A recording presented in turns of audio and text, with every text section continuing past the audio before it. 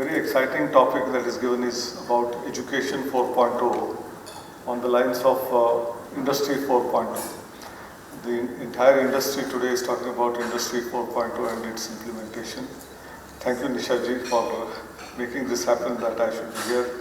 And also Mr. Ramdurai, who sent an email and I had no chance of saying no, but we had to change the schedule yesterday, today, etc., etc. But nevertheless, finally I made it, and at least I will valedictory function. Now, I don't know what all transpired in the earlier sessions, but in the lunch duration, there was a topic of equity and diversity and all those issues discussed. Maybe a lot of interactions must have happened. So this is a last session, so naturally your expectations are there based on all of that what has happened in the last 2 days. Both the group of global, the name of this is Global Dialogue Forum. So naturally the forum should have a global dialogue, and the new national education policy talks about globalization in different ways. I would just like to connect. All of us are aware that the Indian education system is one of the oldest ones in the world. From the Gurukula system to the Takshila and Nalanda, where students from all across the world used to come, many countries. And the programs were also very diversified, not a single domain. There were 13, 14 domains in which education was imparted. And from there, somehow we started slipping somewhere in 12th century AD and onwards. And today again we look forward to Western side for high quality education. And that's why again we lament on none of our top institutions being in the top global rankings of Times Higher Education, QS ranking, Shanghai ranking and so on. But in one time, if there were rankings, all the rankings, top 10 were probably belong to India. From there where we have come, so we need to do some self-introspection, and therefore the policy which has come after 34 long years, the new national education policy, the architect being Dr. Kasturi Rangan, who is also one of the finest space scientists. I think we need to link all this together. We started off with specialized universities in the last 25-30 years. There are technological universities. From general universities where all domains of knowledge being taught, we segregated them as medical universities, law universities, technical universities and so on. And in the process, missed out on the connectivity that exists between these. And that's why in the new policy, when we talk about inculcating social sciences, humanities as one of the very important ingredients in the curriculum structure, giving a lot of flexibility for students to learn not just the subject of your choice, which is the discipline in which you are going to earn the degree, but also other courses in terms of academic bank of credits, multidisciplinary universities, a lot of emphasis on research and innovation, also on former very rich heritage of Indian knowledge systems. I think the floor is open for everyone to take anything and everything that one is interested in. And second and last part of this very important part is, due to COVID, when we all struggled, colleges and universities got closed because we were left with no option, entire education continued in an online mode. Probably it is one of the rarest of the nations, even some of the advanced nations lost more time in education compared to India. Whereas India, certainly we lost some time, and therefore all the schedules were upset by about 3-4 months. Our admissions started late, our university exams were delayed, results were delayed, but we never stopped education. I think that's very fundamental, and we learned lessons from out of that, that the education can continue even without physical spaces. We can do it in a cyberspace in terms of using internet, using our portals where a lot of educational content is there. I was given to understand Dr. Ranjan Bose was also there yesterday. And all of these efforts started long ago. It's not that it's only because of pandemic these efforts had started. You go back, the first NPTEL was way back in somewhere around 2002-3. All IITs together decided that high quality technical education must be available for ordinary second tier, third tier engineering colleges. And who better would be other than professors from IITs who can deliver these lectures. So they were all recorded, they were all available in the form of both CDs, DVDs, as well as on internet. But that time internet speed used to be slow, so a lot of this material was sent as a CD, and in your local servers you put them and then watch them. And that's how we started our journey. And what Dr. Ranjan Bose said, that is also another extension of the theoretical knowledge to be continued in a virtual way. Not all institutions in India, in a country of our size with 10,000 technical colleges, can afford to have all high quality equipment in their laboratories. It's several crores of rupees of investment, and few IITs, NITs can procure from the government funding. What about the other colleges? And therefore, those high quality experiments being conducted at your doorsteps in your own colleges was the theme of the virtual labs, where both simulation based experiments as well as remote controlled experiments. The equipment may be in IIT Guwahati, but it can be operated from a college in some Timbuktu. Something like that is possible, and this is all being worked out. All of this started way back, as I said, late 90s, 2000 decade, but the utilization of that was much less. The pandemic forced all of us, and today, this year, in the national budget, there is a provision for National Digital University, a robust digital university. We also already have IGNOU as a open and distance learning model of education giving of degrees, but how we can have a digital university which is based on totally internet. This is all talked about this year. But the 2 years experience, whether it is school education, high school education, to higher education, including research, including internships, which were all offered online, and not alone, these are educational institutions. Most importantly, even the companies started work from home culture. Work from home culture existed in bits and pieces, but having learned the lesson that one can still do it from homes, today most companies are saying we will continue to do that. Maybe 50% of the workforce working from home, remaining 50%. Great effect on our environment. Number of vehicles which have to ply from home to the offices will reduce. Carbon footprint problems will be eradicated. You will think about various challenges which we were facing. There are solutions which emerged because of a crisis of pandemic. And in the same phase, when this new national education policy came in, there are 3-4 very important aspects I would like to speak about, and then subsequently take questions. Well, most important thing is interaction. Your ideas on what you feel about the education policy, what you feel about various facets of it, what are the challenges, possibly some solutions which we have thought about may not be the real robust ones. Maybe you will give some ideas to make them further much more implementable, and therefore interaction would be much more smoother, easier, and to take the road forward. So first and foremost, what is talked about is multidisciplinary universities. I talked about specialized universities which have come in. Now how can they become diversified to include other domains of training, knowledge, impartment? There are 2 ways one can do. Number one, they can join hands with the neighboring institutions, and this was also done by UGC in the earlier years in terms of what is known as RUSA. I don't know how many of you have known. There is a RUSA model under which several government institutions, 7, 8, 10 of them can come together as a cluster and form a cluster university. With each college may have only 500 intake, total number of students may be 1,500. It is not viable to become a university, and therefore if 5, 6 colleges come together, they can form a cluster and then become a university, a degree awarding institution. And that is one feature of the RUSA which can be made use of by both government sector as well as several private sector enterprises. There are today 75% of the educational institutions are all in private sector. Only 25% of them are in the government, state or central government.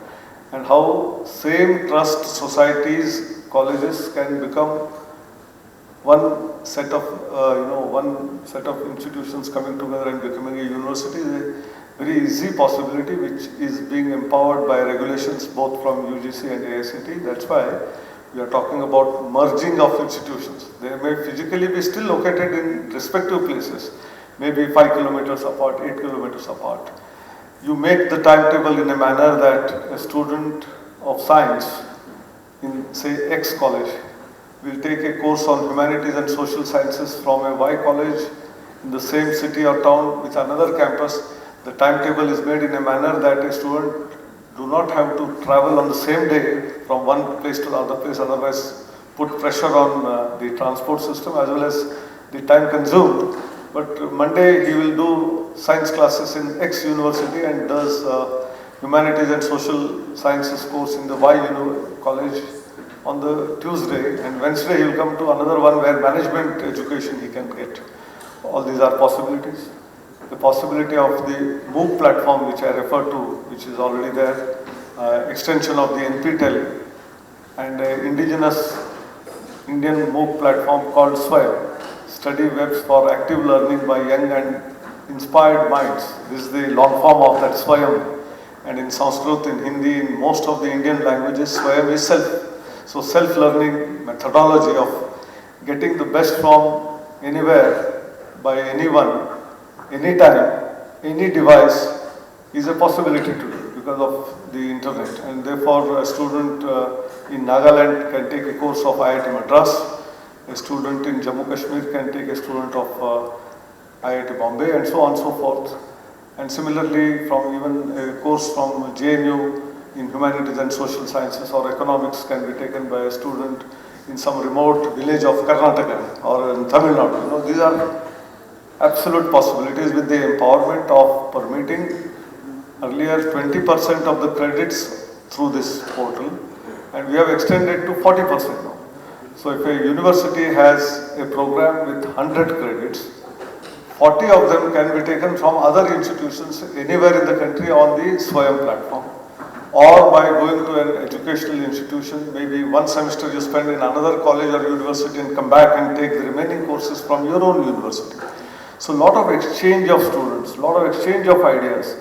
Ultimately when students go to different places, not only they acquire knowledge from those faculty in those domains, but they also intermingle with students from different cultures, different backgrounds, and that brings in the understanding about the life. Life is not so easy. It's a very complex one with different cultures, different languages, different textiles that we wear, the different climates that we have. So the diversity which is there, how do you enjoy that diversity and still be integrated as one nation?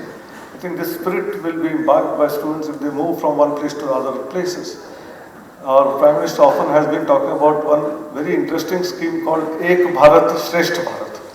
We must all be aware of students from one state knowing about the culture, traditions of another state, and that during pandemic was online mode, but today one can really travel, go stay there for 1 or 2 months and then come back. I think in the process, the learning that happens, which is outside the classroom, is much more enriching than in the classroom. Because in the classroom, there are some theoretical subjects which we engage in, whereas when you go out and talk to people, the kind of inputs that you receive would be highly enriching, which will make you not only extremely employable, you would also become entrepreneurial. Some of you may create your own startups to create jobs rather than seeking jobs.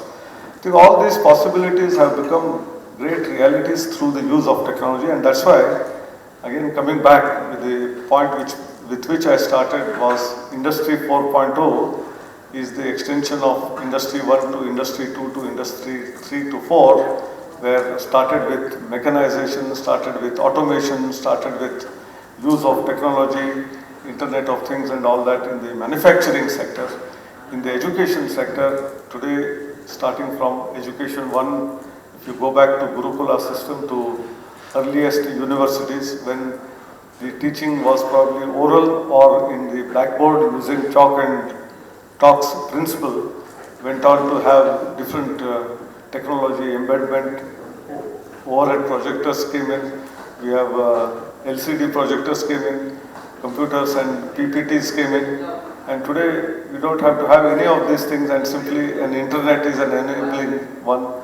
And not just that, anytime learning, anywhere learning, from anywhere, from any good person learning, at any time, night also one can learn, daytime also one can learn. And lifelong learning. And all of these are absolute creative possibilities which are coming. But the challenges which do exist along with this is the internet penetration in all the places in the country where by sitting at home are you able to do it. And that's where the government is seized of the matter. Out of about 6 lakh plus villages today, internet is available in 2.5 lakh villages. Remaining 3.5 lakh villages need to be given the broadband connectivity at respective homes so that our students there need not even come to the cities and spend large quantum of money for fees of the college, university, hostel fee, mess fee.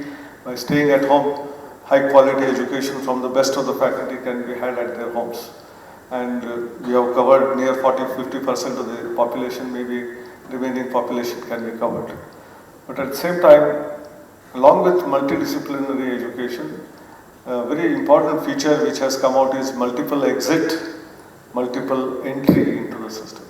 These terms are very relevant and very interesting because in our country, there are students who come to a particular institute not because a student is interested in that. It is because his parents want to study that, or his friends are studying and therefore he comes in. And after about a year, realizes that this is not his or her cup of tea, or the interest lies somewhere else.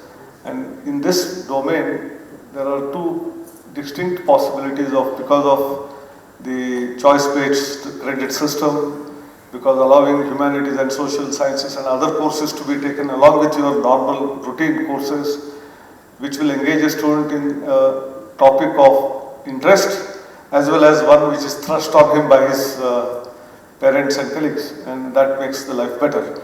Someone is still not interested in that and wants to quit after 1 year or 2 years of education. Today our system is such that we don't give anything. You go empty-handed, and if you want to get into another program, you have to again start from the scratch.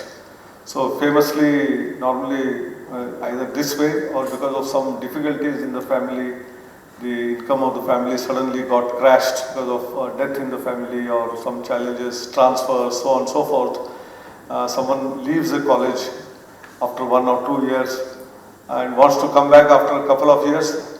There is no entry. You lose everything that you have done. And therefore, the choice of quitting at any point, holding a certificate in your hand or a diploma in your hand, is the most noble thing which has happened. If someone has done only 1 year out of 3 years course or 4-year course, instead of going empty-handed, make that student little more employable by having some rich courses before exiting, and make him do something useful in life. Or after 2 years with a diploma, after 3 years with a simple degree or a post-diploma certificate, or someone with a full 4-year program with a degree. These features are enabling students to go out and still be useful to themselves, to their families, and that is very, very empowering. Otherwise, such students, when they go out, become dropouts, not having any job. Parents also will curse them, or the samaj, the society also keeps cursing them, and therefore they become, problems in the society. Some of them will get into bad habits, some of them will start doing some activities which are antisocial, and therefore, how do you keep them engaged is a very important thing in terms of job, in terms of some work, entrepreneurship. These are possibilities with those certificates in hand. But someone after 1 or 2 years wants to come back, not like our famous game of snake and ladder. Keep on having some dice, you play it and you go up 10 steps, 5 steps, left, right, etc. And then suddenly the snake mouth comes in, and you fall down to the bottom of, and then again start. So our education system was like this. After 2 years, if you have quit and want to come back after 3 years, you have to start from scratch. But today with the empowering policy, you start with the 3rd year directly. So you will have to complete the degree. If it is a Bachelor of Science, Arts, Commerce degree, only 1 more year. If it is a Bachelor of Engineering, 2 more years. And what you did earlier is not lost. It is credited in your account. And this is called Academic Bank of Credits. Like our State Bank account, Canara Bank account, Syndicate Bank account, ICICI account. Every student will have an account of credits that are earned by him. Whether it is in the skill domain, vocational education, whether it is general education, whether it is technical, everything that a student does will get recorded. And making use of that, like you go to an ATM and in cash and get the money, you can get your certificate, diploma from different institutions. I think this is a 3rd feature which is very, very important. Innovation has been given great significance and importance. All countries who have been very good in research and innovation, they have prospered. They are all countries where universities are at the top, their economy is at the top, there are a huge number of jobs created, and therefore, when we talk about education 4.0, anytime in learning, anywhere learning, any skill that a student wants to learn will empower our young generation, which will create a new India which is going to be much more confident, which will lead to not only the Make in India, Startup India and Atmanirbhar Bharat, which we have been often talking about. These will remain not slogans, but they will become actions. And these actions will come from this education policy being implemented in right perspective. And one simple example of Smart India Hackathons, which we started even before the new education policy came in 29th of July 2020, has great significance. First year when we talked about Smart India Hackathon, a national level hackathon where students will be given challenging problem statements and they will solve the problems of the government, of the society, of the industry. Many people said that CII, NASSCOM, FICCI often say that our graduates are not employable. The kind of training that we are giving in the educational institution is not good enough to fetch them a job. We need to again train them, retrain them. 4 years, 3 years that they spend in colleges and universities are all useless. This is what we were hearing all the time. But we said we will give, let us see. And we gave these problem statements to our students. Behold, 2nd year, 3rd year undergrad students.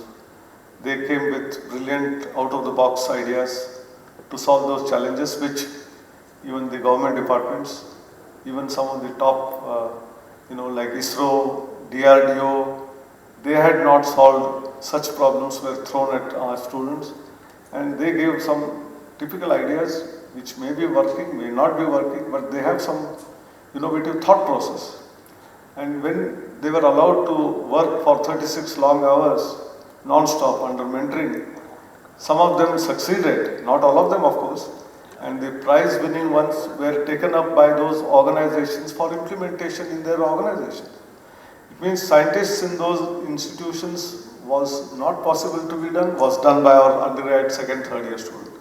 So the spirit is, our education system had been straight-jacketed in terms of our examination papers, where you only ask questions which are based on memory, rote learning, and if you memorize and write it, you will get marks. But if you ask where do you apply, how do you apply, why is it so, they are all big zero. And from such problems being given to them and asking them to solve them, they started thinking, that critical thinking ability started growing, and such students got not just one job, but 4 jobs from their campus placements in the last 4 years. So that means there is talent, and we all see that clearly visible. Forget about college students. In our homes, those who are in the middle age, their children, those who are a little older, their grandchildren, you give them any new gadget, they will dissect it and tell you what operation is there, and we are scared of opening it up. And that being the talent, are we using that talent? So unearthing the talent, making use of that talent is a most important thing, and therefore at least AICT from our part started revising the curriculum with the help of industry, with the help of top-notch universities of the world, as well as our own institutions like IITs. And then constant revision of curriculum is one of those mantras which we have said. Curriculum is not stagnant, it is dynamic. Each year there may be some change required. Maybe major changes may happen in 4 or 5 years, but minor changes should happen every year in every subject, because there are a lot of research activities, innovation which the policy talks about happens every year, that should get inculcated in the curriculum. The faculty must be able to teach that. And therefore, second part which we undertook was AICT's Training and Learning Academy, Atal Academy, ATAL. Under Atal Academy, we started training faculty members in all the emerging areas of technology. And it is not just for technical colleges like engineering, management, but these are important for even arts, commerce, science colleges today. AI has become a buzzword. AI will be required for everyone. Just now, Vishal gave the book, very important fundamental. Today in the school education, AI has been introduced as one of the subjects. And it is the second country in the world which is having AI in the school curriculum. And if we prepare our students right from school in skills of AI, automatic next thing would be some hardware. And if the hardware and AI put together along with the software and digital skills, our Internet of Things will start moving. We will have robotics and drones which have application in agriculture, health sector, in education itself. All of them will start moving forward, and these students will create tomorrow's products and solutions. We don't have to look forward to Microsoft or Google to produce some new generation of maybe iPhone from them or some operating system, but it will start coming from India. And therefore another feature is that of giving higher education in mother tongue. I mean, people laugh, how can we give higher education in mother tongue, Indian languages? We have always been thinking that higher education means only in English. But this is a lopsided view. Many countries of the world who have prospered, developed their own technologies used by everyone, be it Japan, be it France, be it Germany, be it most of the states of countries in Europe. All of them study in their own languages and then created excellent products. English-speaking countries creating products are only majorly UK and USA. Other than that, everyone else had their own language. If they could do Chinese had their own language. And therefore, how do you give even high quality technical education, medical education, law education in Indian languages is a challenge which has to be done. This also has a direct relationship with equity. If you are talking about increasing the gross enrollment ratio, there is a set of people who go into English language high school education and 12th standard. They get empowered, they feel confident to come to the universities or colleges. A student in a remote area, tribal area, villages, who have learnt in their Telugu, Tamil, Kannada, Hindi, Bengali, Punjabi, they feel that in the college everything is in English, I don't understand, and half of them are, even though they are capable, they are bright, they would have scored 85-90% marks in their 10th grade, don't come forward. So this is an empowering mechanism, and again using artificial intelligence, some of the best books are being translated in Indian languages. AICT has taken its role, developed a AI translation tool, which is one of the classics. We also know that Google translates, Microsoft has tool of translation. But we have been in a position to translate even PDF files, and also formatting as is existing in English in terms of tables, figures is also translated and got into 12 Indian languages, starting from Telugu, Malayalam, Kannada, the southern languages, Tamil, to Marathi, Gujarati, Punjabi, Assamese, Odia, Bengali, and in Urdu. 12 Indian languages we have taken and created textbooks of first year engineering from these languages. Imagine when the book is seen by a student of 10th, 12th standard, in a remote village, a girl student will feel confident. I can read it, I can understand it. I think that is the empowering way of doing it. Not left to that, we talked about equity. We are setting up one institution in each state for taking care of educational needs of physically challenged. We talked earlier as, please remember the even philosophy and psychology of people is changing. We used to call them as physically disadvantaged. Before that we were calling physically disabled. So we were saying they are disabled. From there to physically challenged, to physically enabled, to today we talk them as differently abled. They have different abilities than our normal people. So they have better scope of doing something better in some other respect. And also today we call them Divyanga Jan. Divyanga, they are having divine thinking, divine powers they have got. And this is proved from some of the institutions where our physically impaired children, in some polytechnics and engineering college, we have seen their quality of work is far superior to those who are having all organs intact. Students with no eyesight writing computer programs which are more efficient than people who have got eyes and the sight. This is unimaginable because they can concentrate more internally and they can write a code which is far superior and better than that.